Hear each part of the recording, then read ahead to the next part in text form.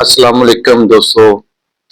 अपनी जिंदगी को किसी के लिए अया ना करें। हसद हमेशा वहां से आता है जहां लोग आपके घर आकर आपके हालात और आपकी दौलत को जानते हैं। कोई आपको नुकसान नहीं पहुंचा सकता जब तक वो आपके घर की तफसीलात को ना जान ले। कोई भी आपके मंसूबों को नाकाम नहीं बना सकता जब तक आप खुद इसे अपना राज ना बताएं। आपका राज आपका कैदी है, लेकिन जैसे ही आप इसे किसी के सामने जाहिर करते हैं, आप खुद इसकी कैद में कैदी बन जाते हैं। बाज़ औक़ात हसद करने वाले लोग मशवरे के पीछे, मशवरे के पर्दे में आपको नुकसान पहुंचाने की कोशिश करते हैं। कोई आपके खानदान के लिए साजिश नहीं कर सकता जब तक वो आपके घर में कसरत से आता जाता ना हो। कोई भी आपकी कमजोरियों को नहीं जान सकता जब तक वो आपके करीब ना रहा हो। हर अजीज के लिए भी एक हद मुकर्रर करें। ये तवक्को ना करें कि कोई आपके राज को महफूज रखेगा जबकि आप खुद इसे छुपा नहीं सकते।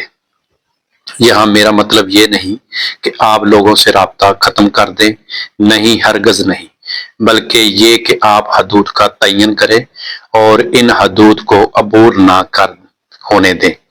अपनी जिंदगी को किसी के लिए मुकम्मल तौर पर जाहिर ना करें, क्यों ना कि लोग कब बदल जाएं ये आपको मालूम नहीं होता। जो लोग कभी आपके दिल और सुकून का सबसे बड़ा जरिया थे, वही लोग कभी आपके लिए खौफ का सबब बन सकते हैं। क्यों ना कि आपने एक वक्त में अपनी कमजोरियां, राज और खुद को इनके हवाले किया था। अपने राज को अपना कैदी बनाएं और अपने घर को महफूज रखें। किसी को अपनी फैमिली के साथ तकल्लुफ, बेतकल्लफ होने ना दें, चाहे वो कितना ही करीबी क्यों ना हो। अपने घर के राज किसी को ना बताएं, और अगर आपको अपने मंसूबे की कामयाबी पर इत्मीनान है तो किसी से मशवरा ना लें। अपनी खुशी में इतना ना बहक जाएं कि आप जो कुछ रखते हैं वो बांट दें, और ना ही अपने गम में इतना खो जाएं कि जो कुछ आपके पास है वो जाहिर कर दें। अपने गुस्से में अपनी जुबान पर काबू रखें और अपनी खुशी में अपने जज्बात पर काबू रखें। आने वाले वक्त को मद्देनजर रखें और हाल पर नजर रखें। ये महज एक मेरी नसीहत है। अब मैं आपको बताता हूं कि हसद है क्या। हसद अल्लाह पाक की तकसीम के साथ इतराज करना, अल्लाह पाक की तकसीम के साथ अपने ज़हनी तौर पर अपने जहन में इंतशार पैदा करना। मिसाल के तौर पर दो तीन भाई हैं, उनमें से एक को अल्लाह पाक ने गाड़ी दे दी है।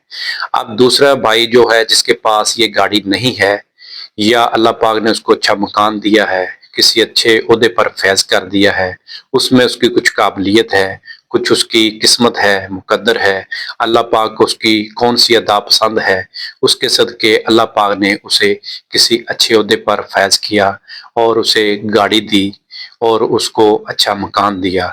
अब दूसरा भाई जिसके पास ये चीज़ें नहीं है, अब उसके जहन में इसके बारे में वसवसे पैदा होंगे। वो चाहेगा कि इसकी गाड़ी का एक्सीडेंट हो जाए, इससे घर छीन जाए, ये ओहदे से डिसमिस हो जाए। ये सारी चीजें वो क्या कर रहा है, ये वो हसद की बिना पर कर रहा है कि ये चीजें मुझे मिलनी चाहिए थी, ये इस मेरे भाई को क्यों मिली। अब जो क्यों का लफ्ज वो इस्तेमाल कर रहा है, वो बेजाते अल्लाह पाक की जात के साथ अपने आप को शरीक ठहरा रहा है। अब अल्लाह पाक को उसकी कौन सी अदा पसंद है, जिसके सदके या किसकी दुआ के साथ या उसकी अपनी किस्मत है, मुकद्दर है, ये अल्लाह पाक के साथ बेहतर जानती है। मिसाल के तौर पर अल्लाह पाक ने हजरत आदम अलैहिस्सलाम की जब तहलीक की, तो शैतान जो इब्लीस था वो बहुत नेकोकार, परहेजगार और इबादत गुजार था। अब जब अल्लाह पाक ने तमाम फरिश्तों को हुक्म दिया कि ए मेरे फरिश्तों, मैंने ये इब्ने आदम को पैदा किया है, तो आप इसको सजदा करो। सब फरिश्तों ने अल्लाह पाक का हुक्म माना, हुक्म की पासदारी करते हुए, अल्लाह का हुक्म समझते हुए سجدہ کیا، لیکن جو ابلیس تھا اس کو اپنی عبادت، اپنی ریاضت پر اس نے کہا کہ میں تو آگ سے بنا ہوں، یہ انسان مٹی سے بنا ہے، اس کا میرا کیا موازنہ ہے، میں اتنی عبادت کرتا ہوں۔ اللہ کے ساتھ اس نے شکوے گلے شروع کیے، تو اللہ پاک نے فرمایا کہ تو نے میرے حکم کو نہیں مانا، تو مردود ہو گیا، نکل جا میرے دربار سے۔ تو شیطان نے اللہ پاک سے ایک وعدہ کیا کہ مجھے اس وقت تک کی مہلت دے دے، اب یہ جو انسان کو پیدا کیا ہے میں اس کو بہلاؤں گا، پھسلاؤں گا، وسوسے اس کے دماغ میں ڈالوں گا۔ تو اللہ پاک نے اس کا جو وعدہ تھا، اس کا جو بھی شرط تھی اس کو ایکسیپٹ کیا، مانا کہ ٹھیک ہے تو نکل جا میرے دربار سے اور جا، جو کچھ تم سے ہوتا ہے قیامت تک وہ کر لے۔ اور یہ بھی کہا کہ جو میرے بندے ہوں گے وہ تیرے بہکاوے میں نہیں آئیں گے، جو میرا حکم کو سمجھیں گے، جیسے تو نے حکم کی میری نافرمانی کی ہے، ایسے ہی جو انسان میرے حکم کی صرف نافرمانی کریں گے وہ ہی تیرے بہکاوے میں آئیں گے، اور ان کو بھی میں ایک رعایت دیتا ہوں، وہ آخری سانس ہو تب بھی توبہ کر لیں گے، میں ان کو معاف کر دوں گا۔ اور یہی چیز ہے کہ اللہ پاک کا حکم کو مانیں، اللہ پاک سے دعا کریں کہ یا اللہ پاک یہ میرے بھائی کو جو تو نے نعمتیں ادا کی ہیں، نعمتیں عطا کی ہیں، جو بھی اس کی جو ادا ہے، جو اس کی دعا ہے، جو بھی اس کا کوئی بھی اچھا اعمال ہے، تیری ذات پاک کو بہت ہی پسندیدہ ہے، اس کے صدقے مجھے بھی عطا کر، میری بھی احساس محرومی دور فرما، مجھے بھی دنیا میں رہنے کے لیے اچھا مکان عطا کر، گاڑی عطا کر، میرا بھی روزگار اچھا عطا کر۔ تو اللہ پاک کو اس بات کی بڑی خوشی ہوتی ہے کہ یہ بندہ بھی میرے حکم کے مطابق اپنی زندگی بسر کر رہا ہے، پھر اللہ پاک اسے بھی عطا کرتا ہے جو اس بھائی کو عطا کیا ہوتا ہے۔ اگر آپ حسد کریں گے، اس کو نقصان پہنچانے کا 24 گھنٹے اپنے ذہن میں سوچیں گے، وسوسے اپنے ذہن میں پیدا کریں گے، اس سے ہوتا تو کچھ نہیں، اس کا نقصان تب ہی ہوگا جب اللہ چاہے گا، اور اس سے پہلے اس کا نقصان نہیں ہونا۔ آپ کے سوچنے سے اسے کوئی بھی فرق نہیں پڑنا۔ تو اس لیے جلنے والے کے لیے، حسد کرنے والے کے لیے اتنا ہی کافی ہے کہ اس کا نقصان ہونا ہے یا نہیں ہونا، یہ بعد کا مسئلہ ہے۔ نقصان تو اللہ کی ذات کو جب منظور ہوگا تب اس کے اوپر آزمائش آئے گی، اور یہ حسد کی بنا پر اپنا نقصان خود کر رہا ہے، اپنے ذہن کو خود اذیت میں ڈال رہا ہے۔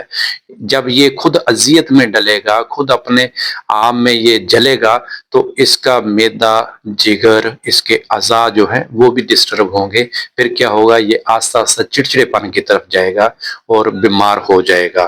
اس کا نقصان سب سے پہلے حسد کرنے والے کو ہوتا ہے، اور جس سے حسد کر رہا ہے اس کو چاہیے کہ ایسے لوگوں پر جو حسد کرتے ہیں ان پر رحم دلی کی جائے، کیونکہ یہ بیچارے واقعہ ہی رحم کے مستحق ہوتے ہیں۔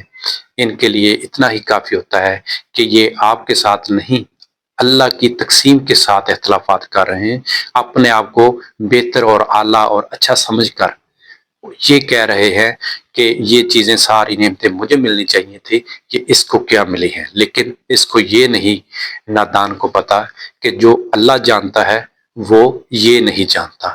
تو لہٰذا ہمارے معاشرے میں دشمنی، جو بھی لڑائی جھگڑے، فتنہ فساد، جتنے بھی گھروں میں ریلیشن خراب ہو رہے ہیں، جو بھی معاملات ہو رہے ہیں، وہ سارے ہی حسد کی بنا پر ہو رہے ہیں۔